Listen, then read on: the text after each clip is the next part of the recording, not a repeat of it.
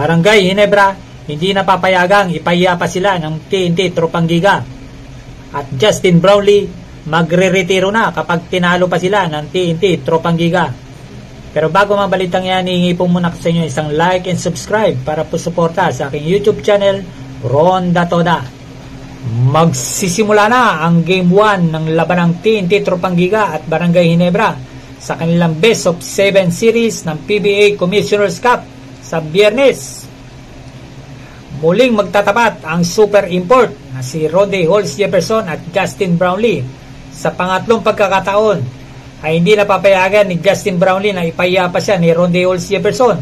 Bagamat masasabi na kontrapelo talaga si Brownlee kay Ronde Holmes Jefferson, pero pipilitin at ibibigyan na lahat ni Justin Brownlee ang kanyang lakas para manalo at matulungan ang Barangay Ginebra para makuha ang championship laban sa TNT Tropang Giga. Sa isang interview kay Justin Brownlee, na kapag tinalo pa sila ng TNT at ni Ronde Holmes Jefferson, ay hindi na niya alam ang kanyang gagawin. Kaya mapapaaga ang pagre-retiro ni Justin Brownlee kapag tinalo sila ng TNT Tropang Giga. Kaya lahat ibubuhos na ni Brownlee ang kanyang lakas. Kahit nagaling siya sa sakit, siyempre nakarecover na rin si Justin Brownlee dahil sa tinamong asma. Bagamat nanghihina si Brownlee at nagre-recover pa lang, talagang pipilitin na ni Brownlee na tulungan ang Barangay Ginebra na kunin ang ika-7 championship sa Barangay Ginebra franchise. Kilala man natin si Justin Brownlee, hindi importante sa kanya ang Best Import Award. Ang importante sa kanya ay matulungan ang Barangay Ginebra na mag-champion. Kaya sa pagkakataong ito, hindi na nila hayaan na ipahiya sila ng TNT Tropang Giga. Muling magtatapat sa pangatlong pagkakataon ng dalawang kuponan na to. Siguradong talagang babawi ang Barangay Ginebra dahil hindi na sila magpapatalo pa sa token text. At ayaw na din nilang mapaya dahil 2 beses na silang tinalo ng token text Tropang Giga sa mga championship na laban nila.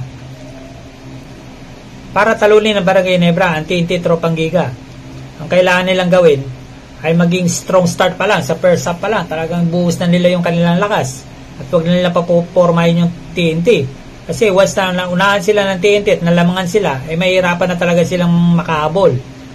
Ayan ang sakit ng Barangay Ginebra. Pag nalamangan na ng kalaban, talagang hirap-hirap ng mabol. Kaya kailangan ng Ginebra strong start. Pangalawa, yung strong defense. Yan yung susi para manalo ang Barangay Ginebra sa TNT, yung kanilang depensa. Kasi yung mga nakarang laban ng TNT at saka Barangay Ginebra, na-outplay talaga ang Barangay Ginebra. Napakaganda ng depensa ng TNT.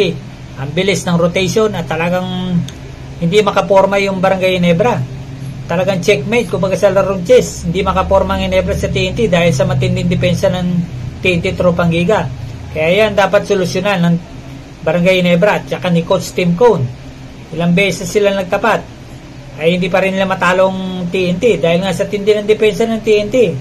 Alam ng TNT yung mga laruan ng Barangay Ginebra, kaya talagang dapat pag-aralan ni Coach Tim Cone yan. Kung gusto ni Coach Tim Cone na talunin ang TNT, ay gamitin na niya yung lahat ng talino niya paano talunin ang TNT Tropang Giga, kasi nga napapahiya na talaga sila.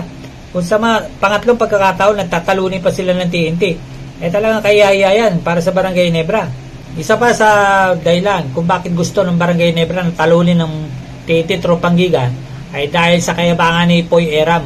Gusto nilang ipamuka kay Poy Eram yung mga ginagawa niyang pambabas, pambubuli, ang lakas mga asar.